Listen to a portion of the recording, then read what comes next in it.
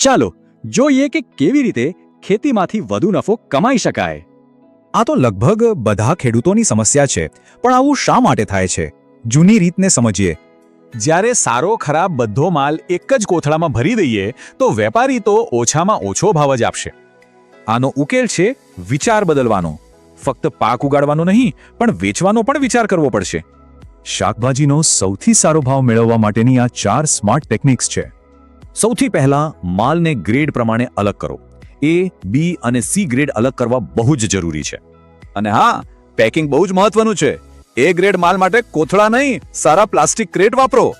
બીજું, ટેકનોલોજીનો ઉપયોગ કરી ઓફ સિઝન શાકભાજી ઉગાડો, જેમ કે નેટ હાઉસ કે મલ્ચિંગથી. બજારનો એક જ નિયમ છે, જ્યારે માલ ઓછો હોય ત્યારે ભાવ ઊંચો મળે. ત્રીજું, સોશિયલ મીડિયાનો ઉપયોગ કરો. ફેસબુક અને વોટ્સએપથી સીધા ગ્રાહકોને માલ વેચો.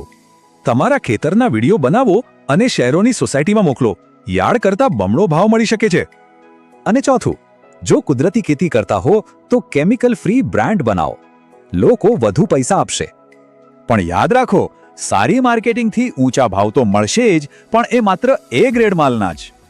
તો સવાલ એ છે કે આટલો સારો A ગ્રેડ માલ સતત કેવી રીતે ઉગાડવો? અહીં કામ આવે છે કૃષિ એસિડ. આ પાકની ગુણવત્તા સુધારવાના વૈજ્ઞાનિક સાધનો છે. ચાલો સમજીએ કયા એસિડનો શું ઉપયોગ છે અને તેનાથી શું ફાયદો થાય છે. આ છે ગ્રોથ પ્રમોટિંગ એસિડ્સ. તે છોડના વિકાસ, ફળના કદ અને તણાવ દૂર કરવામાં મદદ કરે છે. કેટલાક સ્ટ્રોંગ એસિડ્સ ડ્રીપ લાઇન સાફ કરવા અને જમીન સુધારવા માટે વપરાય છે. પણ સાવધાન, આ સ્ટ્રોંગ એસિડનો ઉપયોગ હંમેશા નિષ્ણાતની સલાહ અને સુરક્ષા સાથે જ કરવો.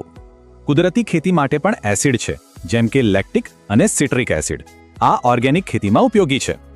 તો આ છે સફળતાની ચાવી. એક તરફ માર્કેટિંગ મગજ અને બીજી તરફ વિજ્ઞાન મગજ. ટૂંકમાં, પાક ઉગાડવામાં અને વેચવામાં બંનેમાં મગજ વાપરશો તો જ સાચો નફો મળશે.